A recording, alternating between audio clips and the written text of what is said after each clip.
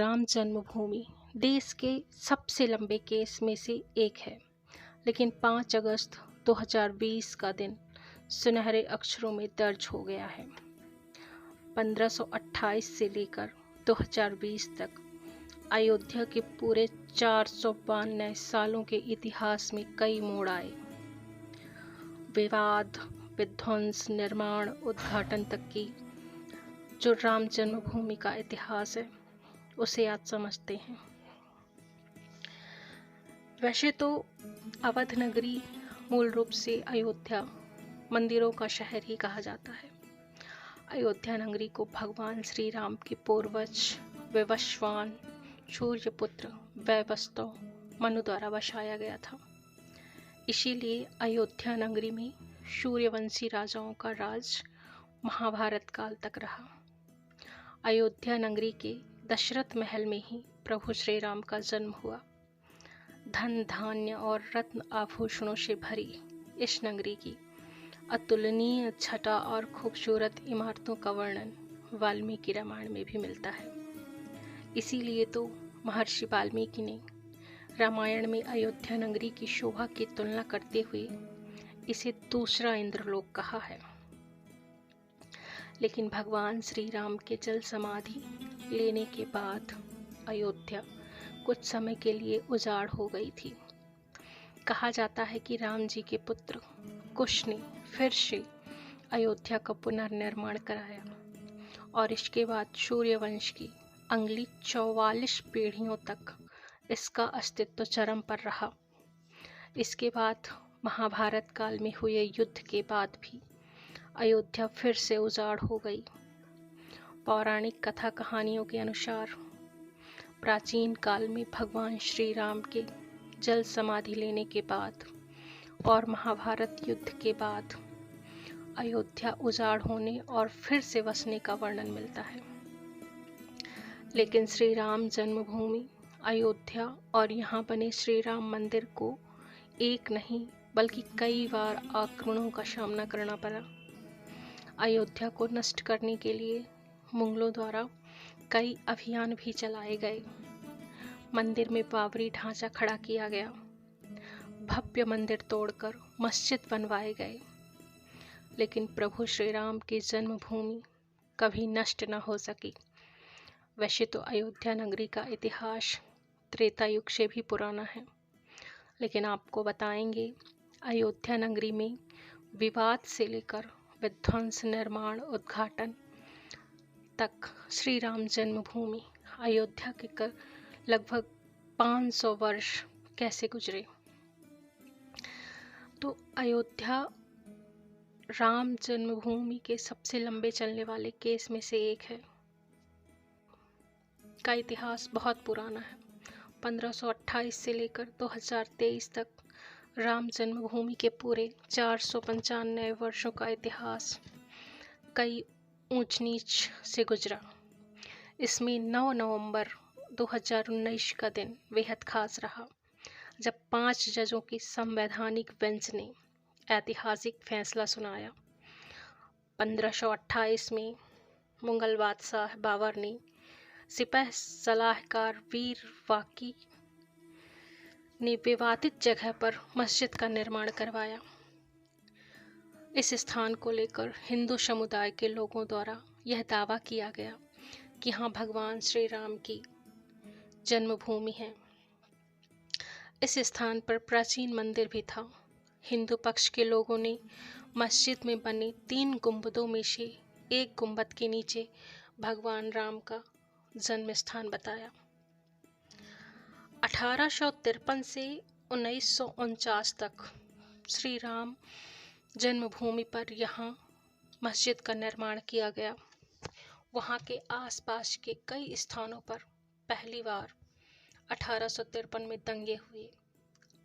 इसके बाद 1859 में अंग्रेजी प्रशासन ने विवादित स्थान के पास बाड़ लगा दी और मुसलमानों को ढांचे के अंदर और वहीं हिंदुओं को बाहर चबूतरे के पास पूजा करने की इजाज़त दे दी। 1949 में अयोध्या श्री राम जन्मभूमि का असली विवाद 23 सितंबर 1949 को हुआ, जब मस्जिद में भगवान राम की मूर्तियां मिली। इसे लेकर हिंदू समुदाय के लोग कहने लगे कि यहाँ साक्षात भगवान राम प्रकट हुए हैं। वहीं मुस्लिम समुदाय के लोगों ने आरोप लगाया कि किसी ने चुपके से यहाँ मूर्तियां रखी हैं। ऐसे में यूपी सरकार ने तुरंत मूर्तियों को वहां से हटाने के आदेश दिए, लेकिन जिला मजिस्ट्रेट के नायर ने धार्मिक भावना को ठेस पहुंचने और दंगों को भड़कने के डर से इस आदेश में असमर्थता जताई। इस तरह से सरकार द्वारा इसे विवादित ढांचा मानकर ताला लगा दिया गया।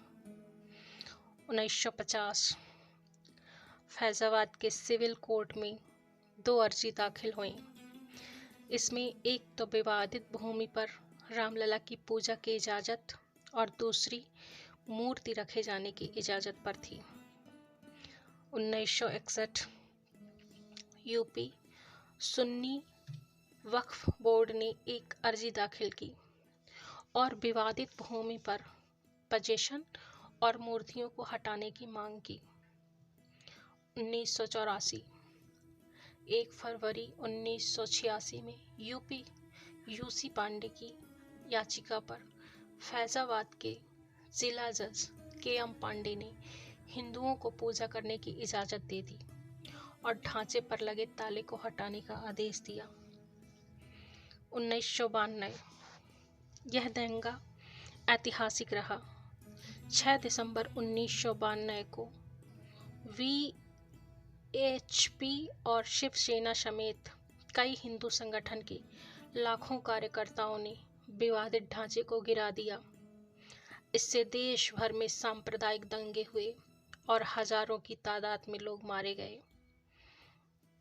2002 गोधरा ट्रेन जो कि हिंदू कार्यकर्ताओं को लेकर जा रही थी, उसमें आग लगा दी गई और करीब 58 लोग मारे गए। इसे लेकर गुजरात में भी दंगे की आग भड़क गई और 2000 से अधिक लोग दंगे में फिर मारे गए।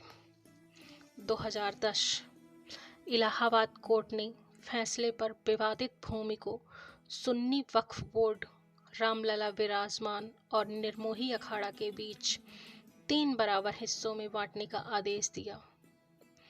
2011 अयोध्या विवाद पर इलाहाबाद हाई कोर्ट के फैसले पर सुप्रीम कोर्ट ने रोक लगा दी। 2017 में सुप्रीम कोर्ट ने आउट ऑफ कोर्ट सेटलमेंट का आह्वान किया और भाजपा के कई नेताओं पर आपराधिक साजिश आरोप बहाल किए।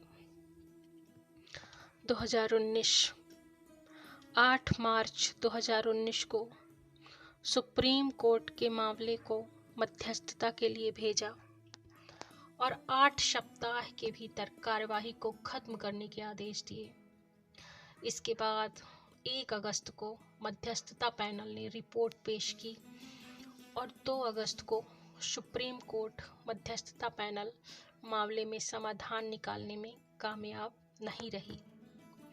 इसी बीच सुप्रीम कोर्ट ने अयोध्या मामले को लेकर प्रतिदिन सुनवाई होने लगी और 16 अगस्त 2019 को सुनवाई पूरी होने के बाद फैसला सुरक्षित रखा गया। 9 नवंबर 2019 सुप्रीम कोर्ट के 5 जजों की बेंच ने श्री राम जन्मभूमि के पक्ष में फैसला सुनाया। वहीं बात करें तो इसके साथ ही 277 एकड़ विवादित भूमि हिंदू पक्ष को मिली और मस्जिद के लिए अलग से 5 एकड़ जमीन मुस्लिम पक्ष को मुहैया कराने का आदेश दिया गया। 25 मार्च 2020 को पूरे 28 साल बाद रामलला टेंट से निकलकर फाइबर मंदिर में शिफ्ट हुए और इसके बाद 5 अगस्त को भूमि पूजन किया गया। 2023 अब एक बार फिर से श्री राम की जन्मभूमि अयोध्या में रामलला का भव्य मंदिर बनकर तैयार हो चुका है। 22 जनवरी 2024 को रामलला के भव्य मंदिर का अभिषेक होगा। इस तरह से सालों चल रहे विवाद का अंत होगा और रामलला की पूजा आराधना की जाएगी।